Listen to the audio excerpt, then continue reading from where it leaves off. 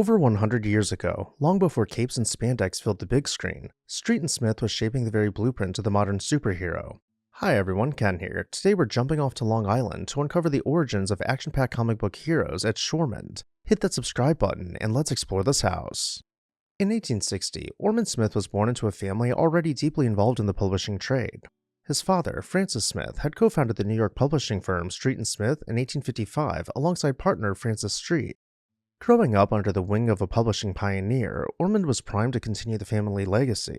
He received an elite education, graduating from Harvard University in 1883 and joining his father's firm immediately after college.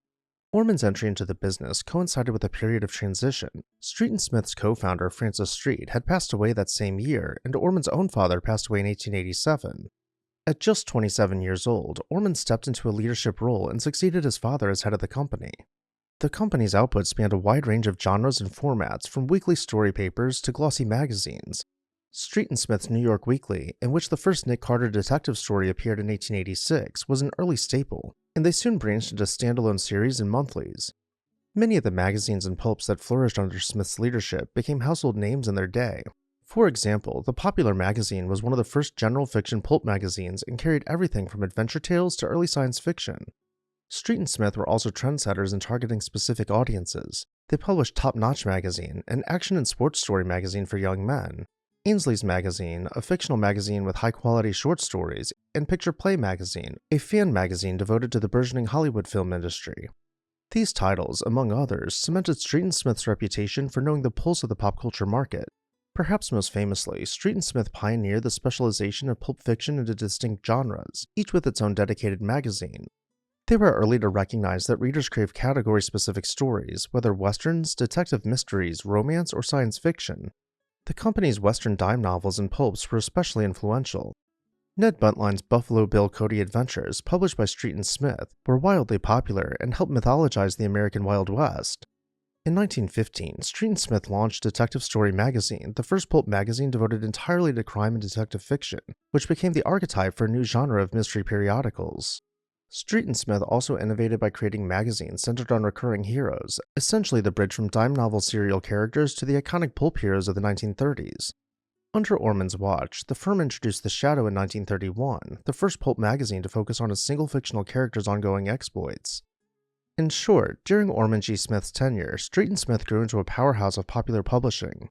This publishing empire not only made Smith a media mogul, but a very wealthy man. By the 1910s, with his business prospering, he set his sights on creating a country estate befitting a man of his stature. In 1912, he purchased a 74-acre waterfront tract on Center Island, a peninsula projecting into Long Island's Oyster Bay that was becoming dotted with grand mansions. Smith commissioned the prominent architectural firm Hoppen & Cohen to design a magnificent mansion on the site.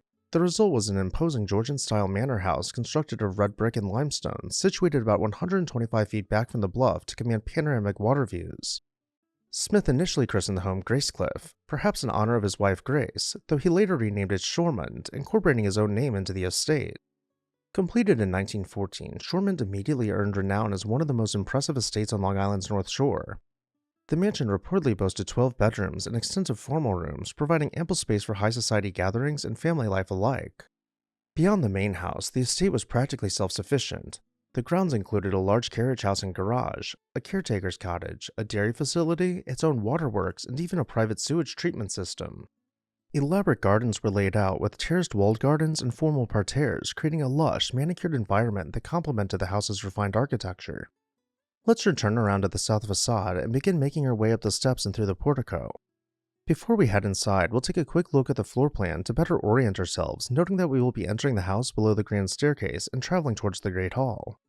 As we begin looking around, this is our first view into the two-story Great Hall, complete with gilded plasterwork, marble columns, and carved balustrades skirting the upper level.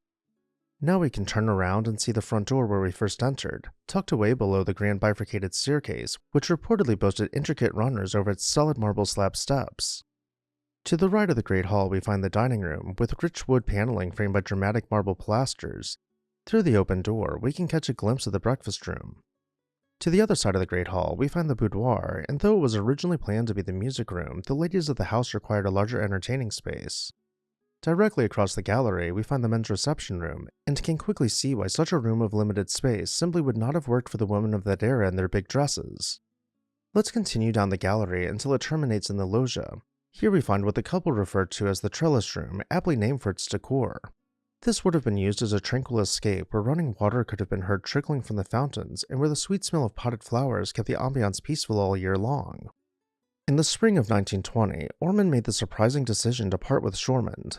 The buyer was John North Willys, a prominent automobile manufacturer of Willys Overland Motors, famed for later producing Jeeps. As the Great Depression kicked off, the mansion changed hands several more times until it was eventually demolished in the 1940s. Interestingly, large portions of the house were dumped over the cliff, with architectural fragments washing up on the shores of Long Island for decades following its demolition. And with that, I'll turn it over to you. What did you think about this lost mansion? Did anything in particular stick out to you? Let me know down below in the comments section. And while you're there, make sure you're subscribed so you never miss an exciting episode of This House.